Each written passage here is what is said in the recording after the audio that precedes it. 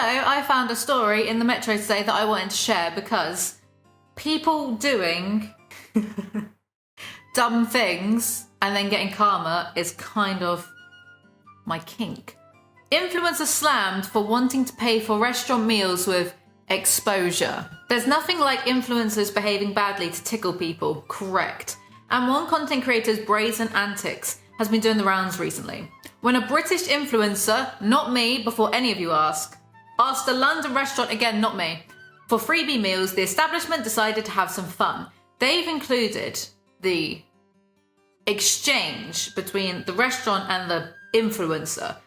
They've tried to keep the influencer anonymous in this article, but you can actually Google who it is because of what the message, it has their name in the... So I'm going to blur that out, but I can tell you that I did look them up. They had about 50,000 followers and they've privated their account.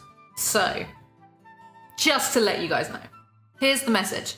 Hey guys, how are you doing? I hope you're doing well. I'm reaching out to ask if it would be possible to have a takeaway, and in exchange for this, I'll be happy to advertise you via my Instagram stories alongside a swipe up link if you have a website to direct my followers to your website in the hope of it leading to an order. Let me know if keen. Best wishes. I, as much as the next person, would love free food, not to the point that I would contact a restaurant asking them in this time when the hospitality industry has been hit quite badly, and considering that lots of people have been made redundant from what's happened in the past year, you aren't the one in need of the free food. But it gets better. The business Four Legs, which operates at a pub called the Compton Arms, misdirected the influencer to teach them a lesson.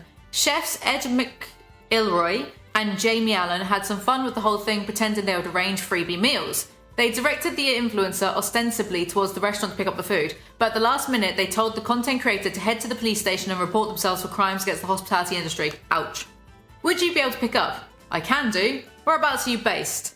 Tolpuddle Street in Islington. How do you not know where this place is based if you're reaching out to ask them for free food? Amazing, I can do. I was wondering, no worries if not, would it be okay alongside ordering food for myself if I could also order for my bubble? Including myself, it would be 5 meals total. The absolute audacity to not only ask for like a free meal in these times where, like, if you're an influencer, you can afford it. I'd assume so anyway if you had 50,000 followers on Instagram. Maybe I'm wrong. But the absolute cheek to then add in, can my mates get a free meal as well? Were these people all just like in their house share? That's optimistic. Yeah, they all in the same bubble. Were these people just having a little meet up, having a piss up and thinking to themselves, can I be cheeky and get away with this? I just had a horrible thought. This person on Instagram had 50,000 followers. I've got over 3 times as many of that on YouTube. Does that technically make me a... Don't say it. No, I'm not an influencer. I'm not asking anyone for free shit that I could pay for. In fact, I want to let you right now, my audience, know how good I am to you lot. How true I keep things over here. I've rejected free stuff plenty of times when like companies have sent emails saying, we will give you this thing if you review it for your channel. And it doesn't make any sense half the time. It's like, why would I review this for my channel? We talk about Shane Dawson and Jeffree Star.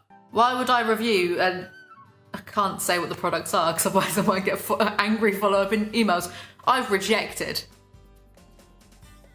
quite a few times. I feel like at this point I might have rejected more offers and sponsorships than I've actually taken on. Because look, if it's not a certain mobile game that shall not be named, I'm not interested. No, but also, how good of an influencer are you if you have to be the one to contact companies and be like, can I have some free shit? And they not contact you. To be fair, years ago when I had Twitter, I sometimes, when hungover, used to tweet at Just Eat to ask them, is there any possibility of getting some free food? But at the time, I was hungover or on a come down, probably a mix of the both. And I didn't have much money to spare because I spent all of my money, the remainder that I had after extortionate rent prices, on said booze and drugs. So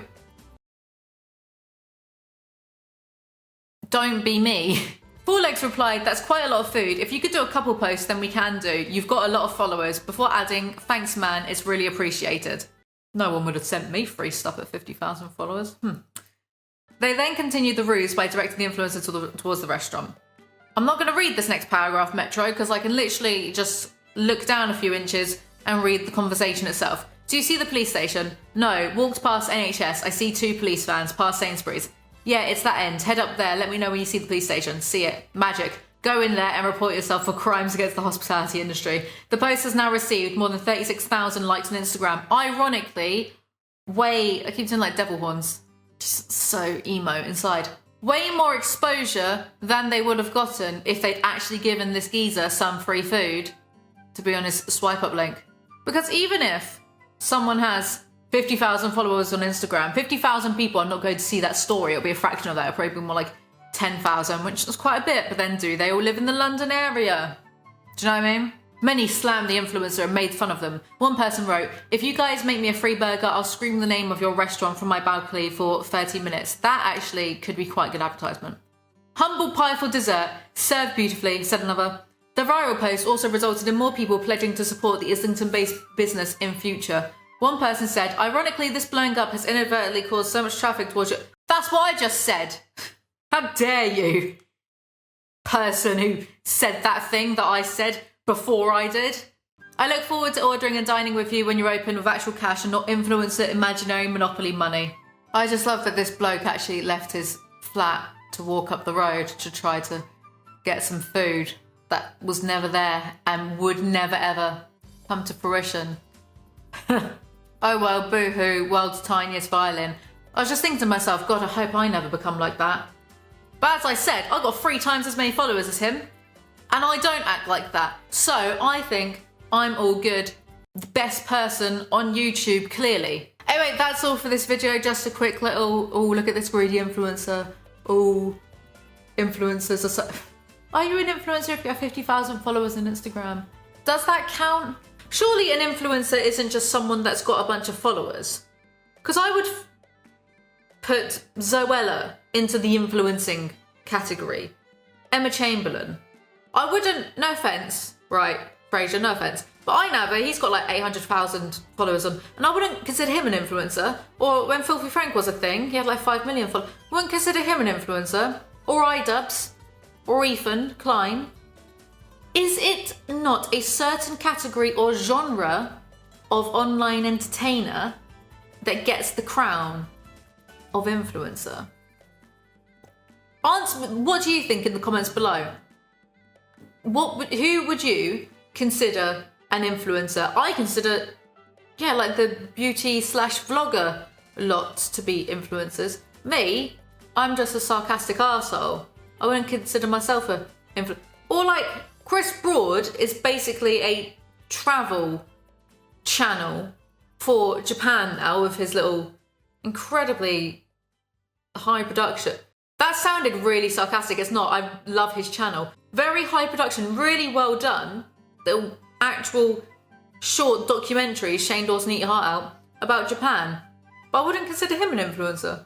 To me, I was meant to end this video like 4 minutes ago, but I'm still rattling away. To me, influencer has really negative connotations now.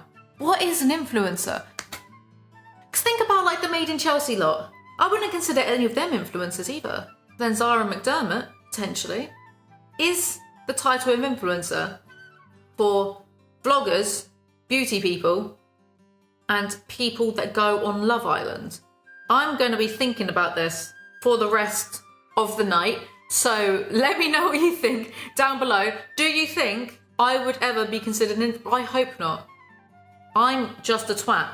That's all for this video. If you enjoyed it, do remember to like and subscribe. I make new videos whenever I feel like it. Follow me on Instagram and I'll see you guys next time. Bye!